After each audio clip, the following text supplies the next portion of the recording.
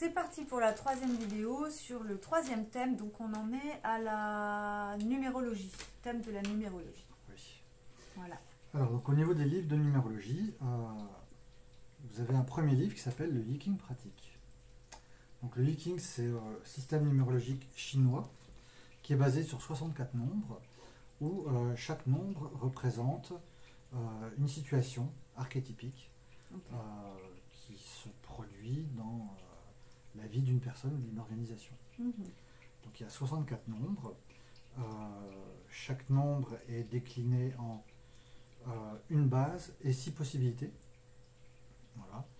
Et les nombres sont associés à des symboles qu'on appelle des hexagrammes. Je vais vous montrer un hexagramme. Voilà. Donc là, vous avez un tableau des hexagrammes. Voilà. Et donc, il y en a 64. Et donc, comment ça marche le Yi King? En fait, vous lancez des pièces. Face égale 2 non, face égale 3 et pile égale 2. Et donc, du coup, vous avez un total de 6, 7, 8 ou 9. Ça vous donne un nombre. Et ce nombre vous permet, correspond à un chapitre du livre. Ah. Voilà. Et donc, le Yi King, c'est un outil de décision stratégique.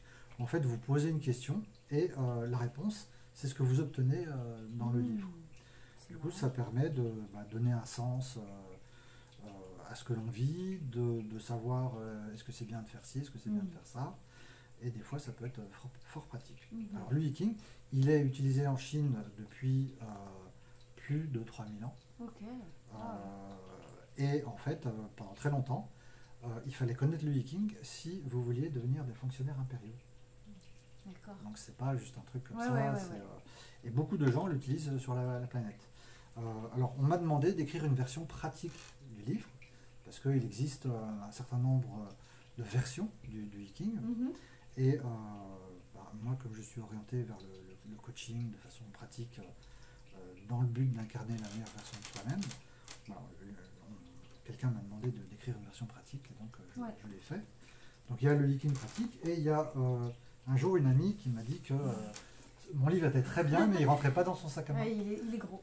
Il est gros, voilà. Et du coup elle m'a demandé si je pouvais pas avoir un modèle un peu plus petit.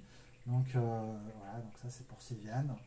J'ai fait le Yi King de voyage, qui est donc il y a les mêmes informations, moins la partie technique des hexagrammes, qui ne sont pas forcément utilisés par tout le monde. Mais du coup, donc voilà, c'est créé un petit peu plus petit, Voilà. mais ça rentre dans le sac à main de ces dames. Voilà. Parfait. Donc ça, c'est le Yi King. Alors, le deuxième système numérologique, c'est le système numérologique germanique. Et ça s'appelle les runes. Ouais. Donc moi, j'ai des origines anglo-saxonnes. Je m'appelle Eric Jackson, Perrin. Voilà. Donc, origine anglaise et allemande et suédoise. Et donc, les runes, elles ont toujours été un petit peu là, comme une passion. Et donc, j'ai écrit ce livre qui s'appelle « Les runes germaniques sacrées et magiques ». Alors, les runes, c'est à la fois un système d'écriture, un système de magie et un système de divination. Donc, il y a 24 runes qui sont des lettres. Et on peut utiliser les runes pour faire de la divination, un peu comme le tarot, comme outil de connaissance de soi aussi, et aussi pour faire des rituels magiques. Okay.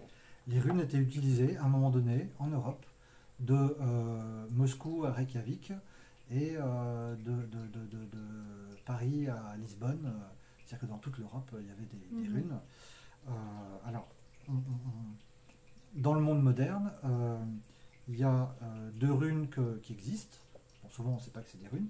La première rune, c'est ce qu'il y a sur les ambulances. Si vous observez les ambulances, il y a une croix et il y a une barre au milieu. Et en fait, la croix, c'est la rune Gefu, la rune G, et ça symbolise un véhicule, ça symbolise le chariot. Et l'union du masculin et du féminin. Et la rune verticale, ça symbolise l'alignement. Du coup, un chariot qui vient réaligner, c'est une ambulance. Ok. Voilà, et ça, c'est beaucoup de gens ne savent pas que ce sont des runes. Et la deuxième rune que vous connaissez sans doute, c'est la rune Bluetooth qu'il y a sur les téléphones. Oui. Donc en fait, cette rune-là, c'est les initiales d'un roi scandinave qui a rassemblé tous les peuples scandinaves à un moment donné dans l'histoire. Et les gens qui ont créé le système Bluetooth, en fait, c'était des ingénieurs d'Europe du Nord, de Scandinavie, qui étaient passionnés d'histoire. Et quand ils ont créé la technologie de Bluetooth, qui en fait permet de rassembler, de faire travailler ensemble une imprimante, un appareil photo, un ordinateur, un scanner, ils se sont posé la question comment on va appeler cette technologie. Et du coup, ils ont fait le lien avec ce roi scandinave. Donc il s'appelait Bluetooth parce qu'il avait un problème de dentition. Il avait une dent bleue. Donc c'était son surnom, dent bleue, quoi, monsieur dent bleue. Et donc du coup, donc voilà, donc ça c'est des exemples de runes dans le monde moderne. Et ce livre, la façon dont les Germains considèrent les chiffres est particulièrement pertinent. Voilà. Alors, pourquoi les runes elles sont importantes? Parce que à la fois ce sont des symboles magiques et ce sont les runes qui ont donné naissance au tarot de Marseille. Le tarot de Marseille a été inspiré par ça. Alors c'est vrai que souvent quand je dis ça, les gens ils disent mais tu dis n'importe quoi, c'est pas possible. Voilà. Alors justement, le système numérologique suivant, donc ça s'appelle le tarot. Donc là il y a 2 livres. Donc le tarot éternel. Voilà, le tarot éternel 2 qui développe le côté beaucoup plus spirituel. Celui-là est beaucoup plus pratique dans la matière. Il y a les arcanes mineurs. Et ces deux livres-là sont synthétisés dans le tarot éternel complet. D'accord. Voilà. Alors le tarot, qu'est-ce que c'est? Ce sont des gens qui ont mis des images sur des nombres. Voilà. Et à l'origine, le tarot ne s'appelait pas le tarot, il s'appelait le jeu de triomphe. Parce que il a été créé suite à la pandémie de peste noire qui a ravagé l'Europe et le monde entre 1347 et 1352 pour la première vague. Et suite à ça, les gens, ce qui restait des gens, parce qu'il y a quand même 30 à 60% de la population d'Europe qui a disparu à ce moment-là. Donc ce qui restait des gens, ils ont décidé de créer un système pédagogique pour avancer dans le chemin vers Dieu. Donc, au départ, c'est un outil, ça l'est toujours, un outil tout à fait spirituel. Et donc il a fait son chemin. Pendant très longtemps, l'Église n'a rien dit. Et puis, à un moment donné, quand l'Église s'est aperçue que ce n'était pas la fin du monde, ils ont condamné le tarot officiellement dans des conciles. Et du coup, il est passé dans la clandestinité et il est réapparu ensuite beaucoup plus tard. Voilà. Donc le tarot, c'est à la fois un outil de divination et surtout, c'est un formidable outil de connaissance de soi. Voilà. Donc ça, c'est le tarot éternel. Ensuite, il y a le diamant de naissance.